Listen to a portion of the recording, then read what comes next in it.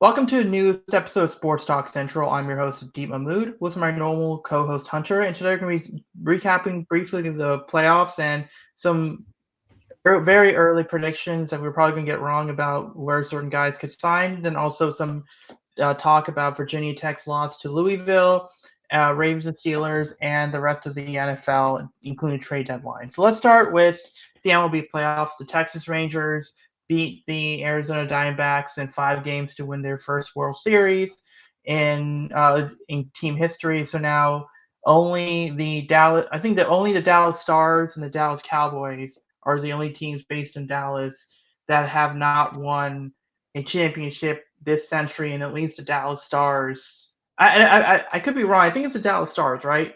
For It hockey. is. You got it. Yeah. And at least the Dallas Stars made it at least 1 year. But what were your thoughts on the World Series?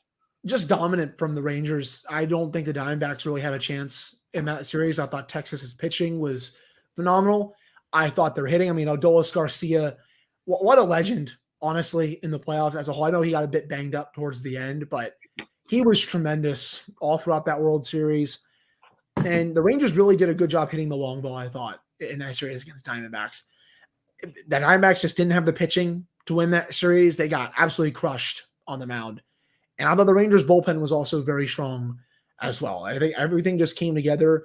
Remember, D, like this was a team that was below 500 at times during parts of this season, I believe. They were good. They were one of the best teams in the American League, and then they kind of fell apart a little bit because of Greece, but then they kind of came back and obviously had a nice run. Yeah, like they started out good, had a bit of a dip where it was like, oh, like, are they even going to make the playoffs at this point? And then once they got a bit healthier, they obviously made it in, and the rest was history. But dominant performance from everyone involved, and Bruce Bochy. I mean, he's obviously going to go to Cooperstown. I don't think anyone's disputing that at this point. But yeah, I think when we might have to have a discussion is Bruce Bochy the best manager of not just this generation, but the best manager of all time? Because he's got to be up there, I think. Yeah, I would say it's tough because you still have like people like Joe Torre, and they're like, right. He's definitely above Dusty Baker. He's definitely above some of these other guys. But I think you have to really put him. He's definitely earned his spot among the greats. To call him the greatest manager, I don't know, but you can at least have a discussion where if he's on the bottom part of that group, for sure. Yeah, I think he's probably in that top 3 to 5 all time in terms of best managers to ever do it. Definitely can easily make an argument for what he did with San Francisco.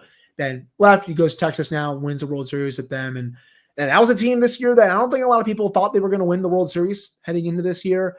Heck, just 1 or 2 years ago, this was one of the worst teams in baseball. Yeah. And now look how fast that changed when Bochy comes in and they make all these moves.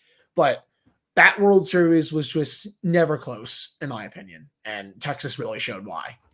Yeah, I think it's going to be really interesting because obviously they beat the Astros, and we don't know. Like, again, to me, this is how I look at, and then everything you say about Texas is there. They're going to be dominant for the next few years. They got a good farm system. Don't be surprised if you hear them in the runnings for some of these big name free agents that are coming in there. Obviously, they got to keep Montgomery.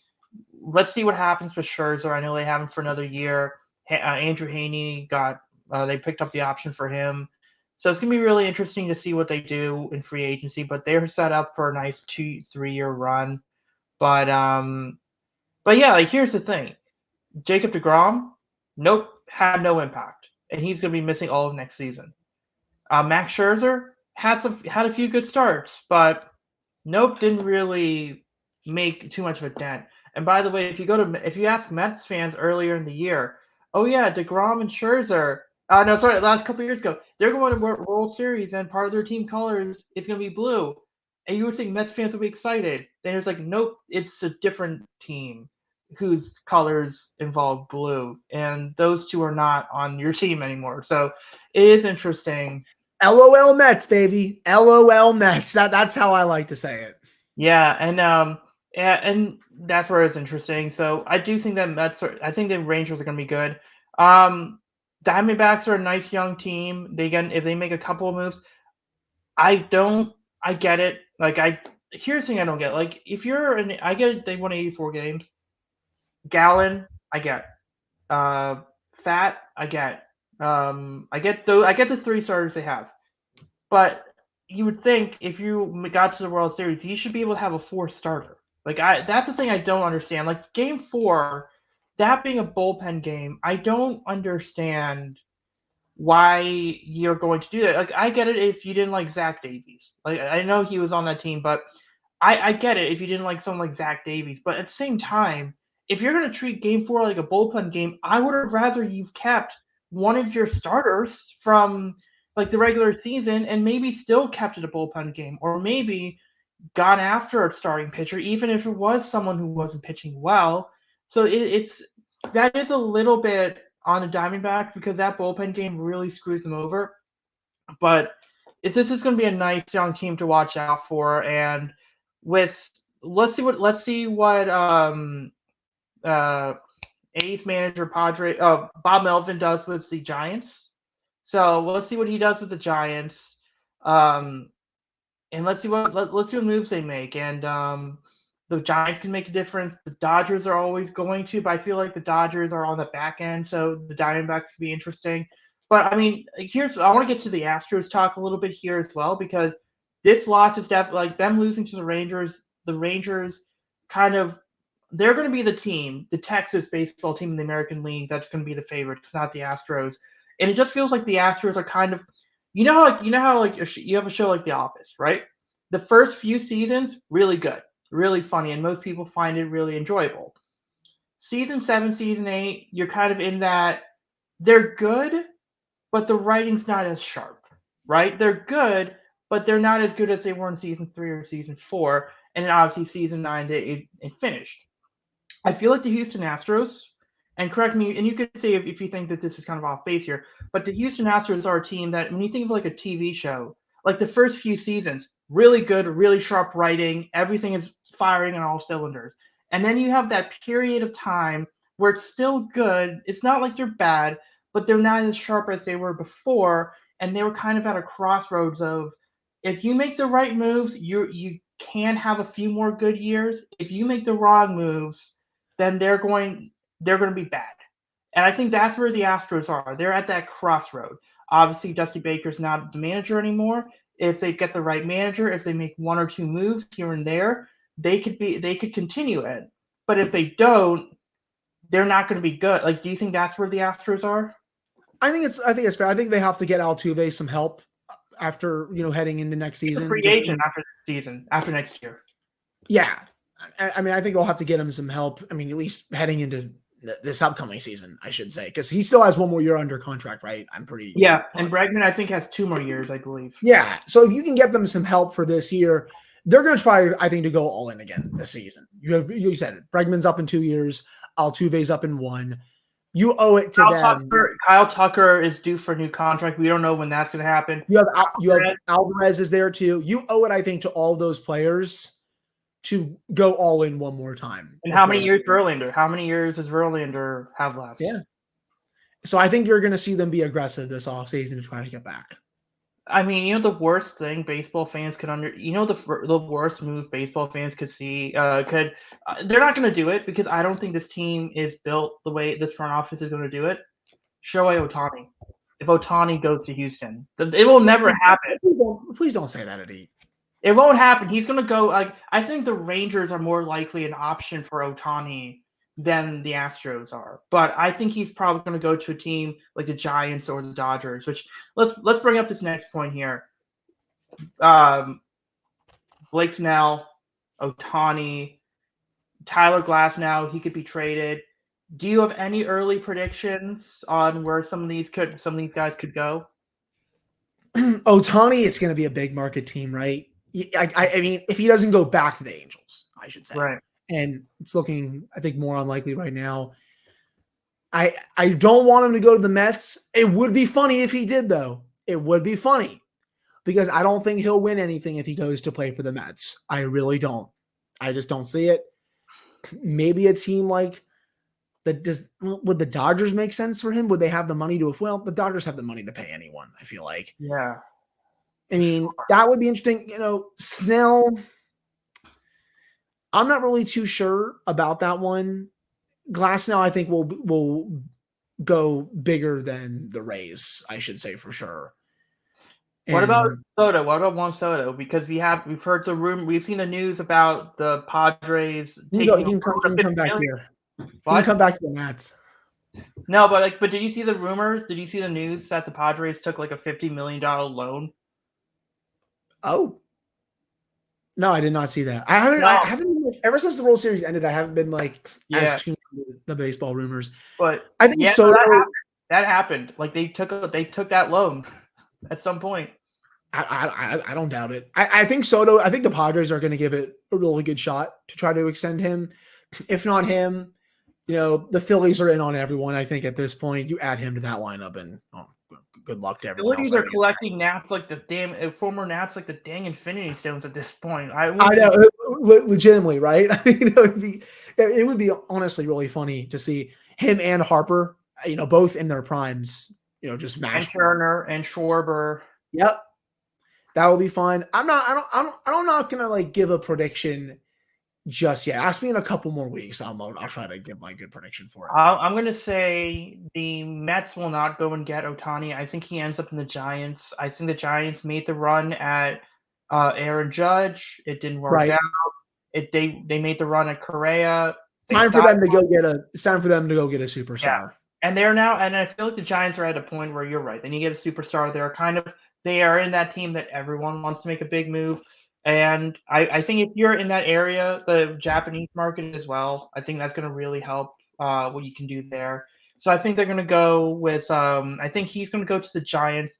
There's a guy in Japan, Yamamoto, I can't pronounce his first name, but Yamamoto, kind of like this, like a Yu Darvish type. I think he's going to likely go to the Mets. I'm going to say the Dodgers will trade for Tyler Glasnow or sign now. I think they're going to get a former Ray in there because Kershaw, he's out until next September, until next summer at the very least. Yeah, that's right. So, and you don't know what you're going to get from him. And after Kershaw, I mean, Walker Buehler, let's see what he looks like after his injury. He's coming back from Tommy John, right? Yeah. Right. Yeah. And I still believe they got Dustin May, but he's also been hurt a ton. I mean, the Dodgers are going to have to be in a win now mode. So it looks like, so I could see, and remember, Andrew Friedman came from Tampa, and was involved in bringing some of these guys in there. So it wouldn't shock me if Tyler Glasnow does that. Do you see the Yankees going after any of these guys, Adi? I could see him going after Yamamoto. I don't think that they will get him. I think that they're going to. It's hard because you would think they would spend a lot of money, but I don't know where they're going to spend the money. That's the tricky part. But yeah, no, I think they're definitely in the market. Obviously, you heard there's the Yankees we're talking about one. I don't think they're going to go. They're not going to be able to give up the prospects for Soto. I think that the Yankee fans are too much too star hungry. Like right now, I don't think they're going to do that. But I do think they're going to make a pitching move. I don't think that pitching move is going to work out. I'll be honest, because Carlos Rodon and everything else. No, I don't know what they're going to do there. The Orioles are interesting. I don't see them spending a lot of money. Maybe they make a move that at first you don't think, oh, it's just it's nothing move, but it makes sense. I think the Nationals will make a few moves, but I don't think they're ready to go out and get a superstar just yet. I think they're going to wait another year or two before doing that. Do you think they could target someone like a Lucas Giolito and bring him back? And if you struggle, you could always trade him, type of thing. I think that's possible. I do think they should be in the market for another starter, just because, I mean, they can say all they want about Stephen Strasburg spring training next year. He's not pitching again. I don't know why the Lerner family, thinks that he's just going to show up there, but that's just not going to happen. They don't really have that big ace right now, I feel like. So I think you may see them go after some sort of starter this offseason. I just don't think it's going to be a star at that position or any position. Yeah, I think they're going to wait another year, see how they do this season, and then I think next winter, that's when they're going to go and I think make their big move and start their next window, because I think the team is also waiting for the ownership to change so that they can get some fresh new ownership in there that can, actually want to spend more money than the Lerners have. So I think they're not going to be spending as much this winter. Yeah, I think we're gonna stop talking about the baseball stuff now. We'll obviously, if there's any moves that are being made next week, we'll talk about them next week. But let's talk some college football. Virginia Tech lost. They got crushed by Louisville. So now they're just trying to get a bowl game. What were your main takeaways from the game? If people thought that they were actually going to qualify for the ACC championship, I mean, you're probably sorely mistaken, right? I mean, I'm upset with the way they played. I'm upset with the way they came out. I don't like how they play on the road at this point, but I feel like that's like the last step in a rebuild, right? You know, you're seeing improvement on a week to week basis. You're winning games at home, but you're not winning that game on the road yet. I think that's one of the last things, or one of the last stages of a rebuild, Indeed, is when you start winning games on the road. That program has not done that yet, and that's okay. But I just didn't like the way they came out. I thought they were too conservative at times, but Louisville's good. I mean, don't get me wrong. They're going to be playing in the ACC championship game at the end of this year, assuming they don't collapse or anything like that. Jawar Jordan's a great running back. They threw the ball on them. Their defense swarmed Virginia Tech's offensive line. The offensive line for Virginia Tech got really exposed in this game. It shows why they need to hit the portal really hard over the offseason to get more offensive linemen in there, or the defensive line as well, because I don't think the defensive linemen got off their blocks nearly as well as they did earlier on. But also, this game goes to show Virginia Tech, they are a perfectly mediocre team right now. They are not at the top of the ACC, but they are also not at the bottom of the ACC. Is it great that they beat Pitt, Wake Forest, and Syracuse? Yes, they are better than those teams. They absolutely crush those teams. But there's a clear difference between Virginia Tech and the top of the ACC, like a Florida State or Louisville. All the other teams in there, I think where Virginia Tech is, right? You got Georgia Tech in there, for example, BC, who they play coming up. You got Miami, North Carolina, kind of in the same field. I think UNC would probably beat Virginia Tech most days. Miami, maybe the same. Heck, you have Clemson in there, and I think Clemson would usually beat VT, but I think if VT played them at Lane, I think the Hokies could potentially win that game. Same with a couple of other schools, but they're a perfectly mediocre team, and that's fine. It's always been about, for me, seeing improvement on a weekly basis and getting to a bowl game. Getting to a bowl game is the biggest thing I want to see. You have Boston College coming up.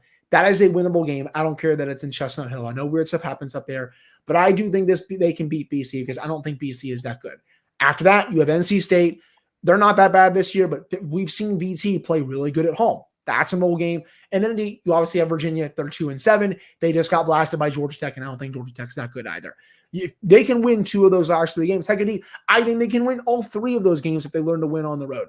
It's always been about showing improvement on a weekly basis, and especially getting to a bowl game. Now, they didn't do that first thing on Saturday. That was a test that they failed at, but I'm trying to kill this little mini fly in my, I think I got it. Yeah, I got it. That's beautiful.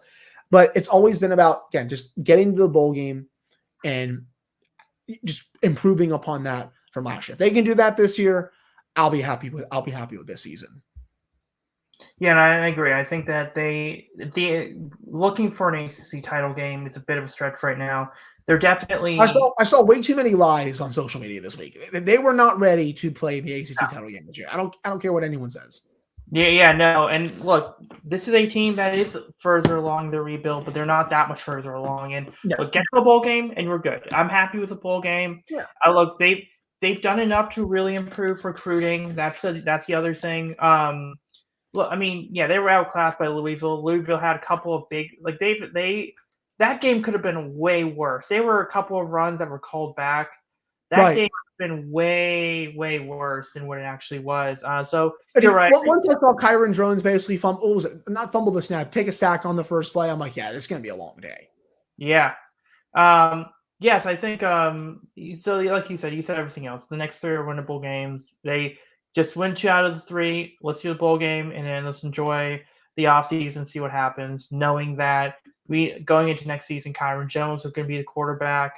They're going to have the pieces. Maybe if Ollie Jennings was healthy for the entirety of the year, we're talking about something completely different, but it is what it is right now.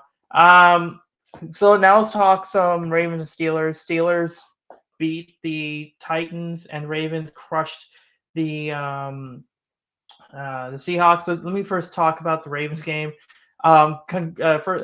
Good on Odell Beckham for getting his first touchdown in 2 years, and on his birthday, that was great. That was really good for him. Obviously, he had the fumble. I did not like how the ball control wasn't there. It just felt really weird. But the Ravens might have discovered someone really special in Keaton Mitchell. 9 carries, 138 yards. He had really good bursts. They didn't trade for a running back, but they may have just found one.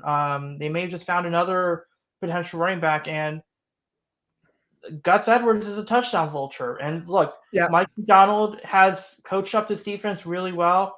I personally believe that the Ravens are going to have a discussion behind closed doors and have pay Mike McDonald like a head coach and say, when Harbaugh retires, you're the next head coach. And I know, like, so whenever I see people try to see, oh yeah, Mike McDonald could be a head coach in a couple years now, it's like, yeah, no, like, let's see if the Ravens really want to keep him, because I think the Ravens really want to keep this guy.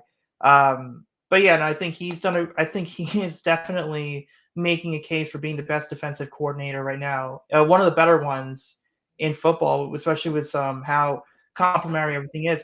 And I think I texted you this because you were saying that you weren't like scared of the Ravens, but it does feel like the Ravens at premium positions, they don't really, other than Lamar and Mark Andrews, they don't really have a superstar. But they have a group of players that Justin Tucker, I would say, qualifies as one. Yeah, if we're talking about premium, I mean, yeah, kicker, yeah, you can say Tucker and maybe Roquan, Right. but yeah, but other than that, it's like they don't really have the Myles Garrett. They don't have a TJ Watt. They don't have some of these Jamar Chase. They don't have that top 5 player. They don't have that superstar guy, but they have a bunch of guys that know how to do their job consistently, and that's why you're seeing Clowney have the success he's having, and Kyle Van Noy having the success he's having. Justin Matabike is putting up Aaron Donald like numbers. I mean, that dude is making himself a lot of money. I'll be honest, if he gets a contract around less than 18 million a year, I'll be surprised. I think he has like 7 sacks already, 7 or 8 sacks already. So he's pricing himself out of Baltimore. So they do have a lot of these young guys. Kyle Hamilton is a playmaking safety. I think the interceptions will come at some point, but he's doing his job. Geno Stone, you might as well, if you took off his jersey number and said it was 20, it wouldn't surprise me, because he's getting interceptions like he's Ed Reed. Like, he has been playing. He's like, his cover skills are that good. And he's making himself a lot of money. So it's gonna be really interesting what they do this offseason in terms of contracts. But the defense is good, special teams is good, offense is clicking. If they could just not fumble the ball too much, then this is a very complete team that really is one of the 3 or 4 best teams in the AFC. I think they're like, maybe they're not the best like what some people have said, but I don't think they're as good as the Chiefs, in my opinion. I think the Chiefs are the best team in the conference right now. Right. Just because, I don't even say just because of Patrick Mahomes. I think the Chiefs defense is insane. Like, I was watching them play the Dolphins today, and the way they shut down that attack was unbelievable, to be honest. Right. That unit is really good. And I do think the Ravens are one of the 3 to 4 best teams in the conference. Don't get me wrong. I think I'm just at the point where I want to see them do this in the playoffs before I fully okay, I'm going to actually buy into this. And I was texting you, I know. It feels like the Steelers are one of the only teams that actually knows how to shut down Lamar Jackson. Well, they see him twice a year. What'd you say? They see him twice a year. Like, that's the other thing. Right. And I also think teams they don't have TJ Watt and Alex Highsmith coming every play. And I think that kind of flusters him a little bit, because he knows I feel like he knows he can't break outside because of how quick they are. And then the Steelers also have a spy on him at all times, whether it's Minkah Fitzpatrick, whether it's an inside linebacker or something like that. But all these other teams, like the NFC teams you face, they don't really see Lamar all that often. So he's just going to pick them apart. And the Ravens, I mean, they've been doing this a lot this year anyway. But I agree. I think the biggest thing is they see them twice a year. I mean, the Steelers also have 2 of the best pass rushers in the league, if not one who is the best pass rusher in all of football. But, I think that the Steelers win over the Ravens with how the Ravens are playing, I think just gets that much more impressive. And I get it. The Ravens dropped a lot of passes in those games. you can definitely argue that they should have won that game. I was just saying that, like, with the way the Ravens are going, I think that win over them should be pretty impressive for the Steelers, and the fact that they held them to 10 points, considering how you guys are clicking right now. Oh yeah. What are your thoughts on the Steelers? Yeah, just the offense woke up at least a little bit. I'll say that Matt Canada actually called a decent game. I think him being on the sideline really helped the offense. I mean, should have been a move you should have done a few weeks ago, but I'm still not getting the quarterback play that I want to see out of Kenny Pickett yet. It's just way too inconsistent for my taste. Sooner or later, I want this guy to play like a first-round quarterback. It's not there right now. He made a few passes late in the game like normal, but he's not doing it for a full 3 quarters. And that's starting to frustrate me a little bit. The whole George Pickens stuff, he's 22. I'm not really too worried about it at this point. He'll grow up. He'll be fine. He should have had the touchdown. That was just laziness from him. He had all that room. Just pull tap, man. Like, that's all you got to do in that situation. You don't need to try to be cocky. Just don't be lazy there in that situation. I think he's going to be fine. The defense continues to ball out. I thought Will Levis looked really good overall, dude. I think he's going to be good in this league. I thought he was very impressive when I watched him. He threw some absolute darts, especially under pressure from both Alex Highsmith and TJ Watt. I think he's a gamer, and I think Mike Vrabel is an idiot if he doesn't start him going forward. Overall, I do think the defense, even though they gave up some yards, they were able to get the job done. No Minkah Fitzpatrick hurt quite a bit, but you had Quan Alexander do his thing with the game-sealing interception. You had Joey Porter Jr. lock down DeAndre Hopkins. It feels really good for the Steelers to have a lockdown corner again. This is the first lockdown corner they've had since probably the days of Ike Taylor, I should say, with how great Ike was. And JPJ, he's good. I mean, he may have tackling issues, I'll say that, but he is locking down top receivers on a weekly basis at this point. And I know DeAndre Hopkins is not the DeAndre Hopkins of 4 to 5 years ago, but he is still a pretty good receiver, and he had him locked down basically all night long. I want to continue to feeding JPJ to the Wolves to see what he can do against other top receivers. Heck, you know what? They play the Bengals in a couple weeks. Put him on Jamar Chase. I don't want Pat Pete on him. I don't want Levi Wallace on him. Put JPJ on Jamar Chase and see what he can do against him. If he gets cooked, okay, whatever. But he's obviously your best corner at this point. You're going to have to put him up there against the best receivers, in my opinion. They have the Browns coming up too. But you get to 5-3. These 3.5 hour stomach aches are getting old, but that's just the way the Steelers win this year. I don't think they're still that good, but they're winning games. They're 5-3. They're tied for second in the division. I mean, would you believe me if I told you that they may be 6-3 after next Sunday? Because the Green Bay Packers come to town and they're not good. That's a bad football team. So they could be 6-3 after next week and be in a prime spot to make the playoffs. But the defense is still at least playing well. They're not giving up touchdowns, at least in the red zone. Offense still needs some work. I want to see more consistency from Kenny Pickett, but they're still finding ways to win, and that should be applauded, even though I don't think this team is that good. All right, so let's talk about the rest of the NFL. CJ Stroud has a great game. He is showing up to be a really good piece, and he took the Steelers defense earlier this year, man. He is good. He is for real. Yeah, and then you have a few other 170 yards and 5 touchdowns today, by the way. Yeah, so there really wasn't too much other stuff going on. The Dolphins, for some reason, they seem to bow down to higher ranked opponents. So I don't think they're the juggernaut people think they are. They're still a good team, but I think they're a bit overrated, Adi. I think they can beat up on a lot of bad to mediocre teams, but look at the 3 losses, Adi. They got blown out by the Bills. They got blown out by the Eagles, and they were getting blown out by the Chiefs before the Chiefs almost gave it away on a silver platter late in the game. When they've been tested, they haven't responded. And you know what? Yep. You know what the Dolphins remind me of? Like, when like a team from the SEC plays a non-SEC opponent and they blow the doors off. It's like, oh, look how good this offense is. And then it's like, oh yeah. It's like then you have like Georgia, and it's like, oh yeah, and then they play like LSU or Alabama. It's like, oh, they don't look the same. It's like, well, the level of competition now is a lot different. So yeah, that's kind of how that's kind of what the Dolphins are, and then obviously then if you want, we can talk a little bit now about the trade deadline. Obviously, there really weren't any big moves. The Commanders traded for Commanders traded Montez Sweat and Chase Young. Montez Sweat went to the Bears. He ends up getting a 4-year, $98 million extension with the Bears. I don't. It's a little interesting that he does it because he could have been the better pass rusher available in the market. Chase Young, and you're gonna bring Chase Young and Bosa in there. And by the way, they still also have Randy Gregory on a rotation basis and Hargraves. And so the 49ers, they were stacked up on that one. So they did a lot of. So there really wasn't. I mean, Rasul Douglas goes to the Bills. So it's not like there were any major. The Montez Sweat trade was a bit weird, but the Bears signed him to a long-term extension.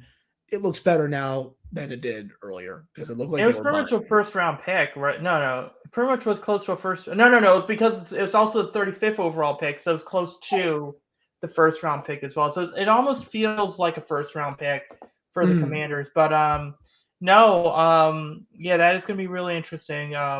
But I mean, you also did see the Broncos didn't trade any of their guys. Nope. The Titans didn't end up trading Derrick Henry. None of the running backs were moved. So it is interesting. I mean, again, I think the NFL trade deadline most of the time has to be one of the worst deadlines in sports. It sucks. It sucks. I was gonna ask, what are your thoughts on the Raiders situation? You know when you play dice and then you roll the dice and then you kind of bet and it's like, oh yeah, the first time you bet and you gain a lot of money and it works, and then the second time is you bet and you lose a ton of money and you do that 2-3 times, and it's like the bad example of life is a box of chocolates, and either you get a really good chocolate or you get a really bad chocolate. Or like whatever, if you want to use an example for Harry Potter, like the gummies, like the jelly beans they have in Harry Potter, some of the flavors are really good, some of them suck. That's kind of what the Raiders are like. It's like, I don't understand. It really starts at the top, and by the top, I really do mean at the top. And when you have one of the Three Stooges as the owner of the Raiders, the bowl cut man, committing 10 years to Gruden, then dumping him and Mayock for McDaniels and first of all having the interim coach that they had, he did a good job. Whatever, they dumped him. They brought in the GM or guy that was on the Patriots front office, and McDaniels, even though it has never worked, even though ex-Patriots players and coaches have never really worked outside of New England. Whatever, they bring those guys in, and now they're fired Josh McDaniels, and now it's, keep this in mind, they got to pay John Gruden, they got to pay Josh McDaniels, they probably have to pay Mike Mayock, and they got to pay the GM.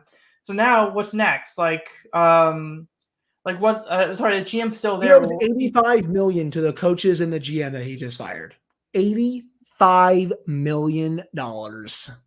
Who wants to be a part of that clown show in Vegas? And honestly, this is how bad it is. I know athletics fans hate John Fisher, and rightfully so. He's a bad owner, but at least John Fisher, he doesn't care about the team. Like the Mark Davis moved obviously they moved from the Raiders from Oakland. They moved the Raiders to Las Vegas. What is it with these Oakland-based or former or current Oakland-based teams and bad ownership? Right. So it is a cluster F. And I think we're not going to. I think it's going to be really hard to see. It's going to be really hard to predict who gets that job, who gets that head coaching job next year. Because I'll be honest, if we hear about 4 or 5 guys just not wanting to interview, it wouldn't shock me, because why would you want to do that? And then you have Josh Jacobs basically saying, trade me, when you have Devontae Adams saying, I came here to play. The only reason why I was willing to be here. So you're holding players hostage. You don't know how to choose leadership. It's like it is a cluster. It is a messy situation there, and it's also a messy situation that's going to take years to recover from. No, I agree. I mean, they're screwed for a while.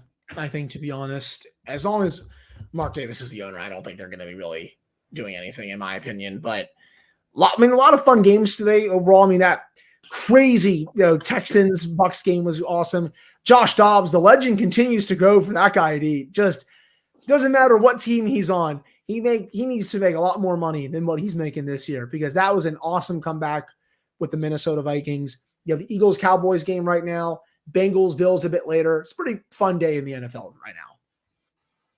Yeah. So next week, obviously, we're going to talk about any moves that have made in baseball free agency, NFL talk, and some more college football talk. Yeah, we'll talk to you all next week. See you.